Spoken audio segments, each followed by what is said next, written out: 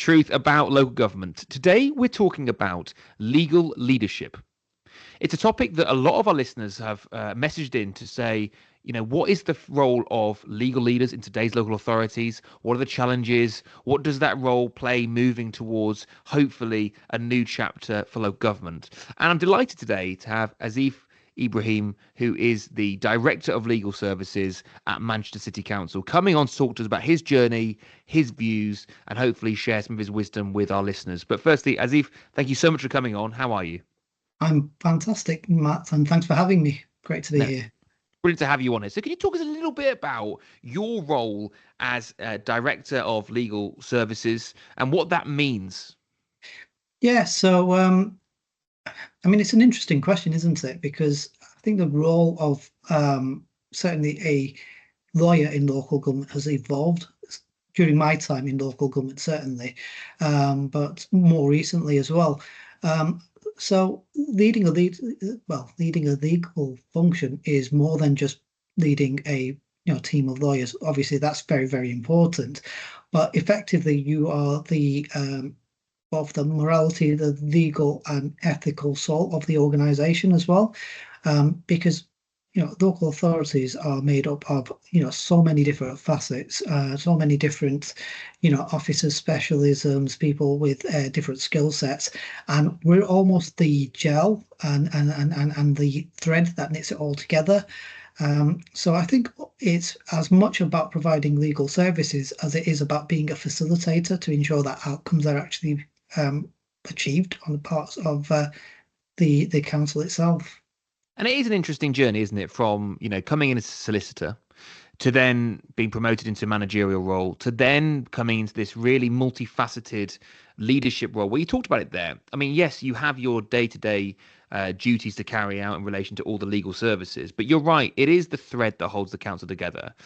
What training and development would you advise aspiring directors of legal services to go and get and develop at a younger age that would really help them in their later careers navigate the complexities that a director of legal services has to kind of go through on a day-to-day basis? So I don't think there's necessarily a straight career path or development plan that you'd envisage. I mean, the my peers, people that I've worked with, people that I've worked under over my career as well, their backgrounds and their journeys have been so varied and so different. I mean, I almost reflect on my own journey in the law and certainly in local government, and I certainly wouldn't say it's what you would if you were to write down, pen and paper, what would be a journey or a plan to move into legal leadership in local government. It's certainly not conventional. So I don't think there's a preset formula. I think the important thing is really appreciating the nature of local government, appreciating how complex it may be, appreciating that you have to be a good lawyer, absolutely, without a shadow of a doubt. But it's almost like it's lawyer plus. It's the plus that actually is extremely, extremely important. I mean, just reflecting on myself for a second. I mean, I qualified way back in 2005 in private practice. Now, that I think was really quite helpful for me because you get to see a totally different commercial background and approach than you would exclusively within local government. So I had 4 years in private practice before I moved into the local government. I think it was around about 2009, and I've been in local government ever since. And there's a lot to say for what local government actually offers as a career path for lawyers in particular. People talk about the public sector ethos, about being community focused, etc., etc. And having been in local government for going on 16 years now, I'd probably say it is a thing. It's not just a abstract concept. And what that fundamentally comes back down to is having the skills and the tools to actually deliver good, robust legal advice, but also having the almost foresight and wider view as to what impact your decisions have on the wider communities that you represent. And I don't mean that in any way, shape, or form to say that in private practice or in the private sector, it's not the case, but it's very, very different in that there are, the decisions that you make, the actions that you take, the advice that you give has direct correlating impact on the lives of the residents that you ultimately are there to serve. I think for me, one of the bits that it makes a lot of directors of legal service and councils fantastic non-exec directors is having that ability, that almost horizon scanning all the issues that are coming down the line and managing kind of from a strategic perspective those key relationships to ensure that there is an evolution, but it's an evolution of the council in a way that protects itself. How hard is it in the modern day to kind of keep the council moving in a way, that kind of sense of morality? I know not every director of legal services will be the monitoring officer, but it normally is the case that they are. Mhm. Has that role evolved? And is it getting harder to hold people to kind of what is classified as maybe the straight and narrow? I think it has evolved, but in many ways not massively, in the sense that it's both the environment in which you operate that evolves, and certainly it's the people that you work with that change, etc. But fundamentally, the role is no different. So I know you've had, people that have come onto the podcast previously that have been talking about the golden triangle and the importance of that. That's no different today than it was 10 years ago, 20 years ago, etc. I guess it's just the way that it operates that changes. So fundamentally, between the monitoring officer, between the chief finance officer and the chief executive, you're effectively a check and counterbalance to each other. So are you spending money appropriately, wisely? Is it the best value that you're actually delivering? Is it legal? Is it appropriate? And is it the strategic direction and the importance for the organization? So you're almost pulling together three very different areas, but you work very collaboratively, and probably I'd say it's very unlikely that there's going to be an issue that will be of concern or of interest to one statutory officer, which will not touch upon the others. So what has changed is obviously the local authority environment has changed massively, certainly since I've been in local authority. Um, you know, the biggest issue, which I'm sure everyone will talk about, is depleting budgets and reduce spending power whilst demand continues to increase. So that brings it with it a little bit of push and pull. How do you continue to deliver on behalf of your residents and on behalf of your organization, following through your corporate objectives and deliverables, doing it so in a safe, legal way, whilst also ensuring that you're spending the money that you've got in the most appropriate and most cost-effective way, because you don't have the same spending ability as you did previously. So it has evolved, and it's evolved in the sense that you have to be much more strategic and collaborative in your approach. I think the other reason why it's possibly changed as well is whilst those budgets reduce, I think it changes the way that people approach their roles. I'm not going to name drop or anything, but it's pretty well publicized in terms of authorities that have gone down the commercial approach in terms of investments, which have turned out to be not necessarily sound. And I guess ultimately that's where your push and pull comes. That's where, looking innovatively to try and find solutions to deliver, but at the same token, providing that counterbalance to say, is this the right thing to do? It's not just a question, not the world has changed for local authority lawyers. You are no longer in a position where you're just basically saying it's legal, it's not legal. It's about finding solutions and finding the best solutions in order to actually deliver in both a appropriate, impactful, but also safe way. I think for me, this is one of the key answers to how you optimize recruitment and retention within the legal sector of local government. Is that is just such a fascinating role to have the ability to really look at things and go, it's not what's right and wrong, what's legal or not, but like how do you perceive a solution in this kind of very difficult scenario? I want to explore this because I find it we're kind of at this. I don't want to say the word perilous, but it does feel that we're kind of getting to a point from a budgetary perspective whereby it begins to feel that we're reaching a point where budgets are so tight that almost you could play devil's advocate with a lot of decision making around spend. Now, I personally, and as I guess majority of people would say, it's absolutely the right thing to intervene into, children that need support or adults that need social services support. But then, if on the flip side of that, and again, I am playing devil's advocate when I say this, if you're spending 80 or 65 to 80% of your overall budget on less than 1% of the population, is that fair? And again, this is the role. I mean, that's why I think it's fascinating that the role that you have and other legal leaders have is how do you're trying to keep that kind of ethical bandwidth of solution making within an acceptable kind of range.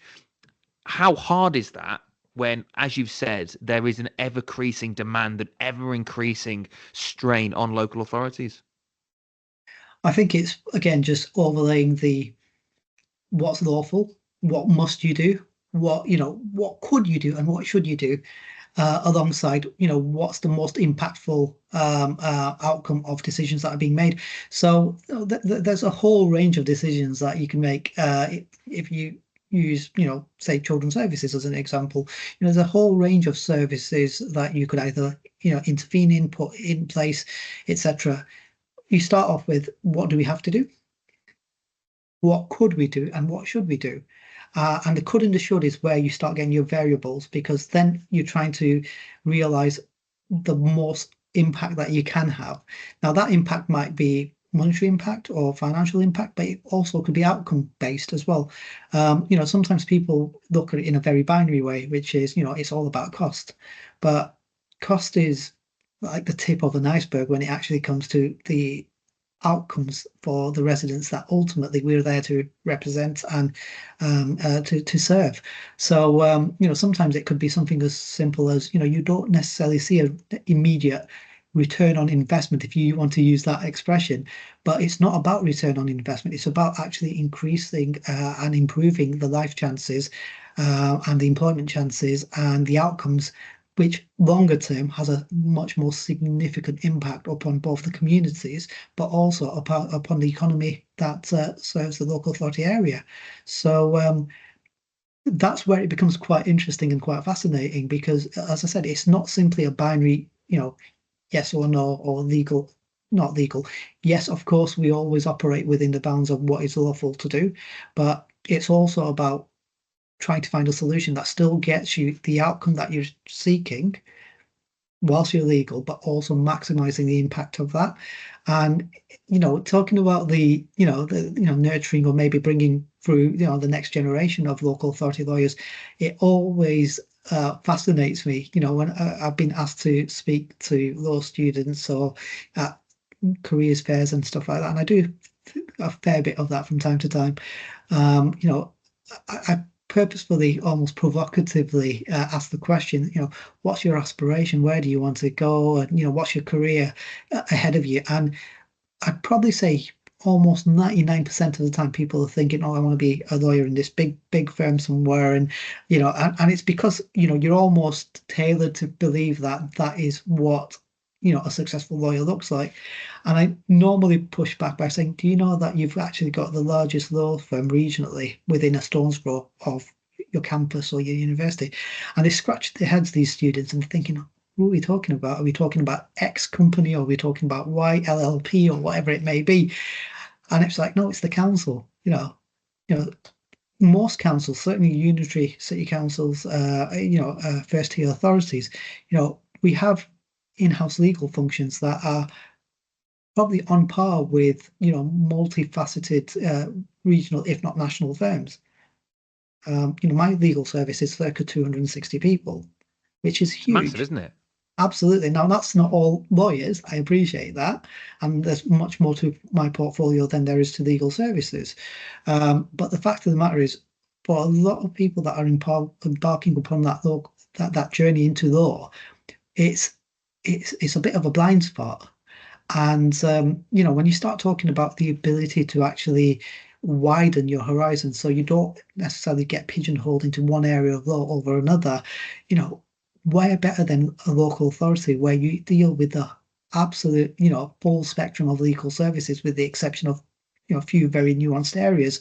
So your ability to actually be a well-rounded lawyer, to be able to diversify, to be able to, decide to cut your teeth on something else, it's immeasurable as an opportunity, and as for developing local authority lawyers, and certainly for young lawyers as well. I think one of the bits for me that, and again, it's something that I think the LGA should feature as part of their graduate program, and even the way they advertise it is helping young people to assess what they deem success within a career. Because I Mm, think if you were to go and ask any university student, the vast majority, and again, I want to say 100%, but I think it'd be pretty much near there. If you ask them what they want from life, they just mainly want to be successful. And what I mean, that in itself is a fairly ambiguous phrase. But I think if you start to get, children, because they are still children at that point, I don't know, it's not patronizing. It's just the fact that, they haven't yet got into the working world, and start to talk, well, what does success mean to you? I want to make a difference. I want to do work that's meaningful. I want to have varied work. I want to have a good work-life balance. I want to have a career where there's earning potential increases, where there's, a good, I mean, all of that is accessible in local government. absolutely. And I think that's the thing that we just need to get out there, because I was having this debate today with the chief executive. I won't name which one, but I said to him, what's the one thing keeping you up at night? And he said, well, the main thing is just about, particularly in what we classify as more the corporate and technical services, a lack of kind of mid-level qualified professionals who are looking at roles within council. So you kind of get this situation where you're grabbing from one council and giving to another, or you're having to increase your Mm. salaries. And actually, you can address that. I mean, the root cause of that is the fact there's not enough people considering career in local government. And I think the reason that it's very waffly way of come back to it is the work and the journey that yourself has been on. I think that is the thing we need to share with children. I mean, bloody, we run the education system. Why don't we put in there something about councils? I mean, I don't need to know about Pythagoras theorem. I'm not saying maths isn't good, but anyway, I'm being facetious. My last question around this is around advice to legal leaders, because you've got a very good legal team there, and you've got a very a good reputation in the Manchester the market and nationally. What advice would you give to legal leaders across the country about how to optimize performance of their legal teams? So I think you've kind of partly touched on it with, your previous comments, really. Historically, we've always been almost poaching from each other. It's kind of like there's a precursor that to be a good local authority lawyer, you've got to be a local authority lawyer. And, where does that line start? And, we don't qualify as local authority lawyers, or certainly, in my journey, I did qualify as a local authority lawyer. We don't pop out of the education system as a well-rounded local authority lawyer. So I think it's coming back to actually appreciating that you need lawyers, but you can develop lawyers. And where do you develop those lawyers into the lawyers that you want? Being open to the fact that, as a profession, as a wider profession, we've got a huge profession, but we're only tapping into a very, very small number because we're almost blinded by the fact that, if you're not local authority, you don't have the experience. Well, you've got to start somewhere. So it's being able to be brave enough to say, have you got the skill set and the core competencies in order to be successful in this role? If so, then being brave enough to take the opportunity to develop those individuals, to train those individuals, and to nurture those individuals. And that almost permeates all the way from entry level all the way to possibly even to a legal leadership role, because again you don't pop out of the education system as a legal leader. You develop over a period of time through your experiences, through your interactions, and through the work that you do. So I think what I would probably say is, don't be afraid to try things differently. It's fantastic if you go out to recruitment and you get someone who's 15, 20 years in local government who knows the job inside out, but those people are becoming fewer and far between. I know it's still a bit of a dirty word, but COVID's got a lot to answer for.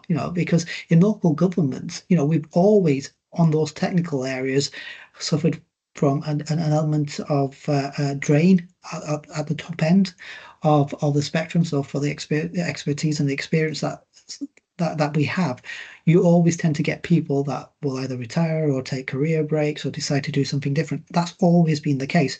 But what we had probably, and what we're seeing over the last few years in particular, is a bit of we had a bulge during COVID where, again, it comes back to public sector ethos and, community mindedness. There were those people that would have normally transitioned into either quasi or full retirement who held on because it was the right thing for their localities and for their councils. And then obviously when you come out the other end, you get a massive exodus. So it's what do you do to develop the people that are below you? And interestingly, you're obviously aware of this as well, but both the I think it was Solis, SIGFA, and the LLG obviously developed that code of practice on governance for local authority statutory officers, and that might be for the people that are there right now. But it is also about developing and nurturing, your succession as well, because it's no point having someone who's been in the job for 20, 30 years who's excellent at doing it if you haven't got half an eye to what comes next. And that same principle applies whether or not you're talking about your deputy to a director of legal, or if you're talking about the next person who's going to become a senior lawyer, or that person that's going to become a team lawyer or a group, whatever part it is, it's about succession planning. Because if you lose track of that, then effectively, I think that's where some of those challenges come into play. Amazing. We've run out of time now, Asif. We could talk to you all day because you are a wonderful human being and a very fascinating person to have on. But thank you for coming on and thank you for your time. It's been an absolute pleasure, Matt. You take care of yourself. Thank you very much. And those listening, I hope you've taken some really key piece of advice from Asif. And just keep working hard. It's not easy, but you're doing great work.